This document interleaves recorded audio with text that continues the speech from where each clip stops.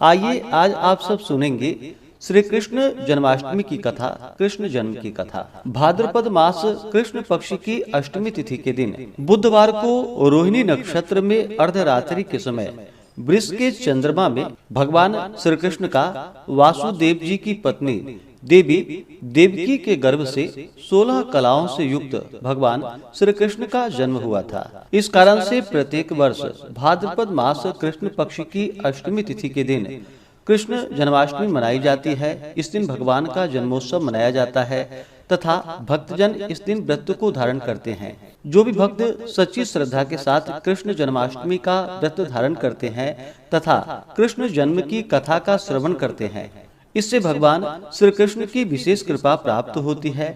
व्यक्ति के सभी प्रकार के पाप और ताप नष्ट होते हैं तथा पुत्र, धन, सुख, समृद्धि आदि में वृद्धि होती है। तो आइए सुनते हैं कृष्ण जन्माष्टमी की कथा। तो बोलिए प्रेम से भगवान श्री कृष्ण की जय, सर्वदेवी देवता की जय। कथा के अनुसार द्वापर युग में पृथ्वी पर राक्षसों के अत्याचार बढ़ने लगे। पृथ्वी गाय का रूप धारण कर अपनी कथा सुनाने के लिए तथा अपने उद्धार के लिए ब्रह्मा जी के पास गईं। ब्रह्मा जी सब देवताओं को साथ लेकर पृथ्वी को भगवान विष्णु के पास क्षीर सागर ले गए। उस समय भगवान विष्णु अनंत शैया पर शयन कर रहे थे।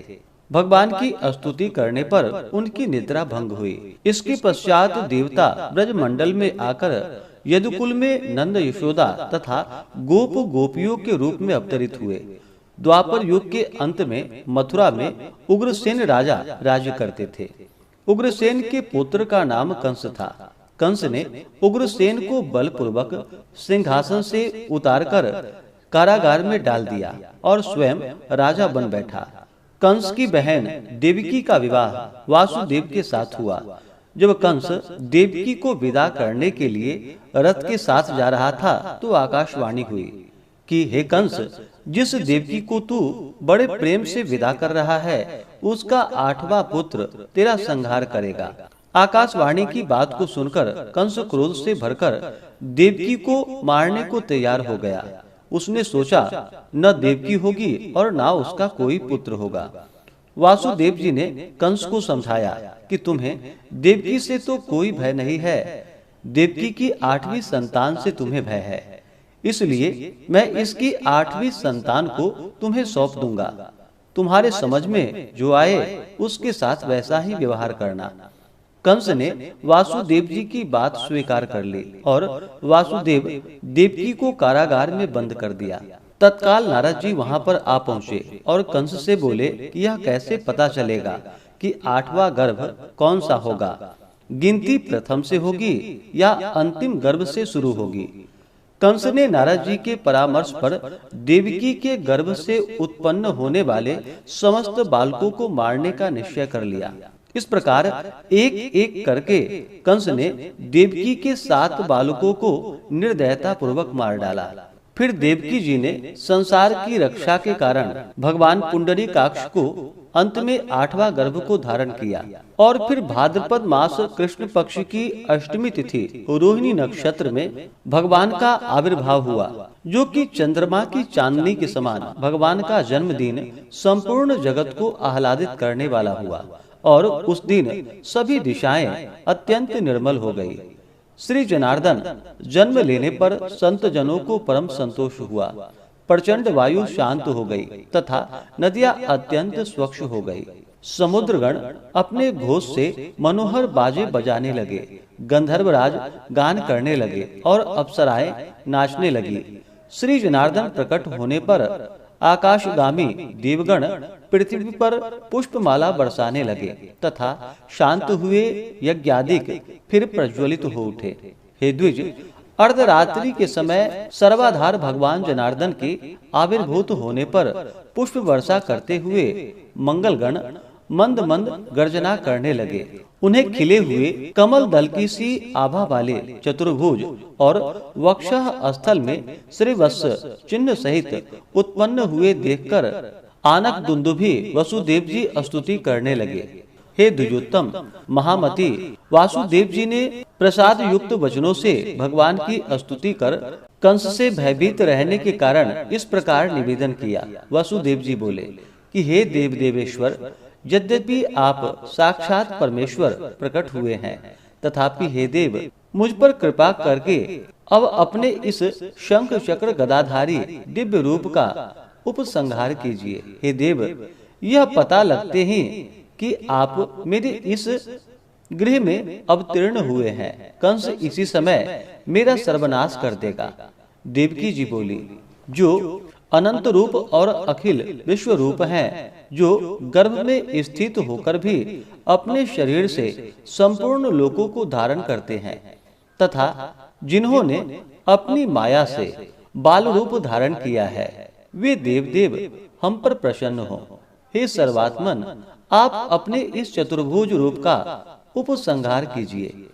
भगवान, यह राक्षस के अंश से उत्पन्न कंस आपके इस अवतार का वृतांत न जानने पावे। श्री भगवान बोले कि हे देवी, पूर्व जन्म में तूने जो पुत्र की कामना मुझसे की, पुत्र रूप में उत्पन्न होने के लिए आज मैंने तेरे गर्भ से जन्म लिया है। इससे तेरी वह कामना पूर्ण हो गई। श्री पराशर जी कहते हैं कि हे मुनि श्रेष्ठ, ऐसा कहकर भगवान मौन हो गए तथा वसुदेव जी भी उन्हें उस रात्रि में ही लेकर बाहर निकले। वसुदेव जी बाहर जाते समय कारागृह के रक्षक और मथुरा के द्वारपाल योग निद्रा के प्रभाव से अचेत हो गए। उस रात्रि के समय वर्षा करते हुए मेघों की जलराशियों को अपने फणों से रोककर श्री शेष जी वसुदेव जी के पीछे चले।